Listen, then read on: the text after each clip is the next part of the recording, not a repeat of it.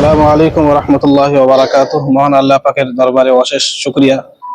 আমরা আমাদের প্রতিশ্রুতি মতো আজকে 29 তারিখ জানুয়ারি 2025 আমরা বর্তমান আমাদের কাফেলাকে নিয়ে কলকাতায় এয়ারপোর্টে বিমানবন্দরে আমরা অপেক্ষারত বিমানের জন্য। আমরা আজকে উমরার উদ্দেশ্যে 48 জন সাথী নিয়ে আমরা রওনা দেব ইনশাআল্লাহ নবীর দেশের দিকে।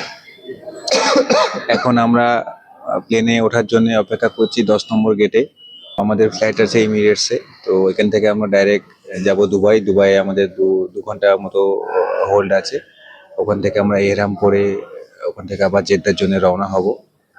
ইনশাআল্লাহ আমরা মাগরিবের কাছাকাছি বা এশার সময় হয়তো আমরা হোটেল পর্যন্ত পৌঁছে যাব।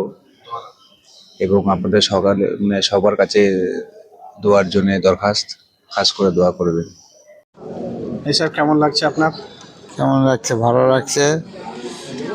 এই 3বার আমি যাচ্ছি আপনার সঙ্গে, ভালোই আছে। আমাদের পরিষেবা খুব ভালোই দেয়, সঙ্গে করে নিয়ে সব জায়গায় যায়, সব কাজটাই দেখিয়ে দেয়। সম্মানিত হাজী সাহেব, আজকে সফরে আমাদের উমরায় যাচ্ছেন, ওনার অনুভূতিটা জানতে চাইব। আমরা তো আগেও গিয়েছি, আবার আল্লাহ নিয়ে যাচ্ছে, আমরা যাচ্ছি।